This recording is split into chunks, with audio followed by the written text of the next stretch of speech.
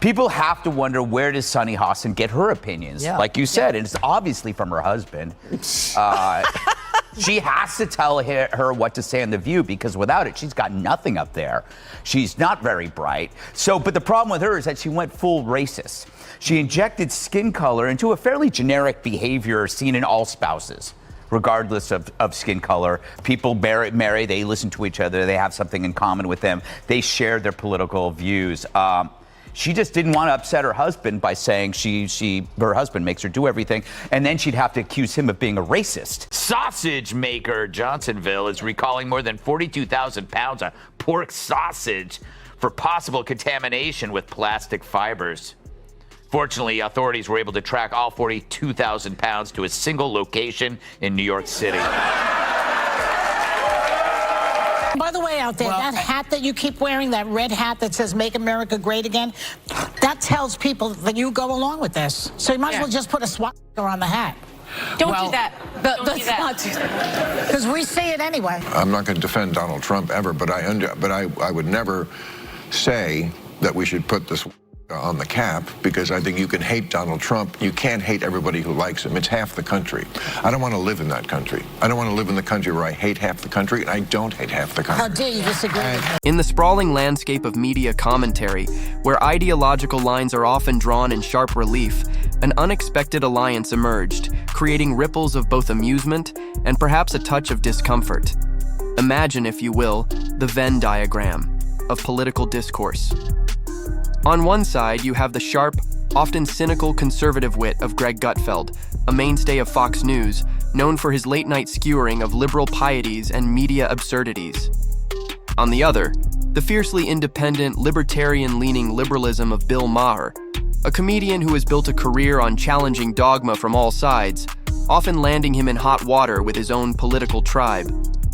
These two figures, seemingly, orbiting in different media galaxies, found themselves aligned in their crosshairs.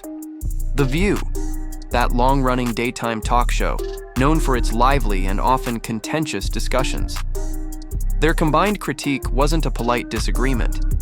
It was a full-fledged comedic broadside, raising questions about the show's approach, its self-awareness, and its place in the contemporary media landscape. For Greg Gutfeld, dissecting the perceived absurdities of mainstream media, and particularly The View, has become something of a recurring comedic motif. His commentary often lands with the precision of a well-aimed dart, coated in layers of sarcasm that both entertain and provoke. As the transcript reveals, Gutfeld doesn't just offer vague criticisms. He drills down into specific instances, painting vivid, often humorous pictures of what he sees as the show's shortcomings. He famously quipped that watching The View felt like a group project where no one read the book, but everyone's sure they're the expert, a sentiment that likely resonated with many who have witnessed the show's sometimes chaotic and opinionated exchanges. Gutfeld didn't shy away from naming names. He took aim at Joy Behar's tendency to, in his view, revise history mid-sentence, a comedic exaggeration that speaks to the perception of shifting narratives within the show's discussions. Sunny Hostin's unwavering conviction, summarized as an endless round of "I'm right just because," also found itself under Gutfeld's satirical microscope. And then there's Whoopi Goldberg, portrayed as the most baffled philosopher on morning television, a gentle jab at moments where her commentary might seem less grounded in logical progression and more in bewildered reaction. Through his sharp wit and often exaggerated scenarios, Gutfeld painted The View as an echo chamber, a place where dissenting opinions are not so much debated as dismissed with a collective eye roll. His humor, while partisan to some, often taps into a broader frustration with what can be perceived as intellectual dishonesty or a lack of self-awareness in media discussions. While Gutfeld approaches his critique from a distinctly conservative perspective, Bill Maher's criticisms carry a different weight, coming as they do from a figure deeply rooted in liberal ideology. Maher has carved out a unique space in media by frequently challenging the excesses and perceived hypocrisies within his own political sphere. His willingness to call out what he sees as nonsense, regardless of its origin, has earned him both praise and condemnation. When Maher turns his critical gaze towards The View, it's not necessarily from a place of ideological opposition to their general leanings, but rather from a concern about their approach to dialogue and the stifling of dissenting viewpoints. The transcript highlights Maher's central grievance, their allergic reaction to nuance. He argues that The View doesn't just dislike disagreement, it treats it as an existential threat. In Maher's analysis, any deviation from the prevailing narrative on the show is met with accusations of being problematic, misogynistic, or his personal favorite, unenlightened. He paints a picture of a show where conversation has been replaced by clinical diagnosis, where expressing a different opinion leads to public shame and a swift Twitter cancellation, a potent commentary on the broader dynamics of online discourse and cancel culture. Maher's critique cuts deep because it comes from within the liberal landscape, suggesting that The View, in its pursuit of ideological purity, has sacrificed genuine intellectual curiosity and open debate. His comparison of watching the show to a fire drill where everyone insists the smoke is your fault is a particularly vivid indictment of what he sees as a lack of self-reflection and a tendency to deflect rather than engage.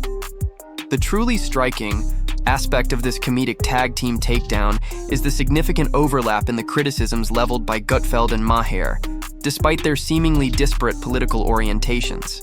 Both men, in their own distinct styles, converge on the idea that The View has devolved into something of a predictable performance, a tribal theater with coffee mugs, as Maher aptly put it. They both perceive a lack of genuine intellectual curiosity and a tendency towards performative activism rather than authentic dialogue. Gutfeld's description of the show as being about as welcoming as a snowstorm in Siberia when a conservative voice enters the fray echoes Maher's sentiment about the show treating disagreement as an existential threat. This unexpected alignment underscores a broader concern that transcends traditional left-right divides, the importance of open and honest conversation in media. When figures from opposite ends of the political spectrum find common ground in their critique of a particular platform, it suggests a deeper issue at play, one that resonates beyond partisan loyalties. Their shared perception of The View as an echo chamber, where dissenting voices are marginalized and ideological conformity is the norm, speaks to a potential fatigue among viewers with media that prioritizes affirmation over exploration and agreement over robust debate. This convergence makes their combined critique particularly potent, suggesting that the issues they highlight are not merely partisan gripes, but rather fundamental concerns about the nature of public discourse. The transcript hints at the significant impact of Gutfeld and Maher's critiques, noting that the clips went viral. This widespread attention likely put The View in an uncomfortable position, forcing them to confront external scrutiny in a way they might not be accustomed to within their own supportive environment. However, the response, according to the transcript, was less than robust. The few half-hearted attempts they made to clap back landed like a glitter bomb on a grease fire, flashy, defensive, and wildly off-target. This imagery suggests a response that was more concerned with appearances than with genuinely addressing the substance of the criticism. The fact that they didn't address the critique, they dodged it, speaks volumes. It implies a reluctance to engage with the core issues raised by Gutfeld and Maher, perhaps out of defensiveness or an unwillingness to acknowledge potential shortcomings. This lack of a substantive rebuttal likely further validated the criticisms in the eyes of many viewers, reinforcing the perception of a show more interested in self-affirmation than in genuine self-reflection. The silence that reportedly followed these initial attempts to respond only amplified the impact of the initial critique, creating a sense that The View was unable or unwilling to truly engage with the points being made. This dynamic, sharp, insightful criticism met with a weak or evasive response, often fuels further discussion and solidifies the initial negative perception. The viral nature of Gutfeld and Maher's commentary suggests that it tapped into a pre-existing sentiment among a significant portion of the audience. Several factors could explain this resonance. Firstly, in an increasingly polarized media landscape, many viewers may be growing weary of echo chambers and platforms that seem to prioritize ideological purity over genuine dialogue. The sight of two prominent figures from different sides of the political spectrum agreeing on a critique might have been seen as a refreshing moment of cross-partisan clarity. Secondly, there's a potential audience fatigue with what can be perceived as performative outrage or a lack of authenticity in media discussions. Gutfeld's sarcastic dismantling and Maher's blunt questioning of the View's approach might have resonated with viewers who feel similarly disillusioned with the often predictable narratives presented on such shows. The humor employed by both critics likely played a significant role as well. Satire can be a powerful tool for cutting through perceived hypocrisy and making salient points in an engaging and memorable way. The fact that people laughed because it rang true suggests that Gutfeld and Maher articulated frustrations or observations that many viewers had already felt, but perhaps hadn't been able to express as effectively. Ultimately, their critique seemed to offer a moment of shared understanding across political divides, a rare occurrence in today's media environment. The comedic takedown of The View by Gutfeld and Maher extends beyond a mere critique of one particular talk show. It raises broader questions about the state of media, the nature of political discourse, and the challenges of fostering genuine dialogue in an increasingly polarized world. Their shared concerns about echo chambers, the stifling of dissenting viewpoints, and the prioritization of affirmation over exploration are relevant to many media platforms beyond daytime television. The incident serves as a reminder of the importance of intellectual humility and the willingness to engage with criticism, even when it comes from unexpected sources. The perceived defensiveness of The View's response, as highlighted in the transcript, underscores the dangers of insularity and the potential for even well-intentioned platforms to become detached from broader public sentiment. Furthermore, the success of Gutfeld and Maher's critique highlights the power of humor and satire as tools for media analysis and social commentary. Their ability to connect with a wide audience through wit and sharp observation suggests a hunger for media that is not only informative, but also engaging and unafraid to challenge conventional wisdom, even from within seemingly aligned ideological camps. Ultimately, this unlikely alliance and their shared critique offer a valuable, if perhaps uncomfortable, lesson for all media platforms: the importance of fostering genuine dialogue, embracing diverse perspectives, and maintaining a degree of self-awareness in an ever-evolving media landscape. The convergence of Greg Gutfeld's conservative sarcasm and Bill Maher's liberal contrarianism in their critique of The View created a moment of unexpected clarity in the often murky waters of media commentary.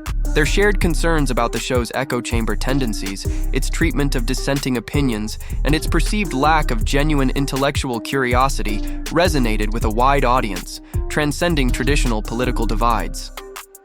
The muted and seemingly evasive response from The View, as suggested by the transcript, only amplified the impact of the initial critique, highlighting the potential pitfalls of insularity in media. This wasn't just about two comedians taking pot shots at a daytime talk show. It was a commentary on the broader challenges of fostering meaningful dialogue in a polarized world. Gutfeld and Maher, despite their differing political viewpoints, offered a united call for more open, honest, and self-aware media. Whether The View will heed this unlikely wake-up call remains to be seen, but the viral reaction to the critique underscores a fundamental desire among many viewers for media that prioritizes substance over sound bites, conversation over confirmation, and a willingness to engage with challenging perspectives, even if those perspectives come wrapped in layers of sarcasm or delivered with a dose of blunt honesty. Perhaps the most surprising takeaway is that in a media landscape often defined by division, it was the clowns who momentarily brought a fractured audience together in shared observation. The question now is whether the main act will take note before the tent collapses entirely.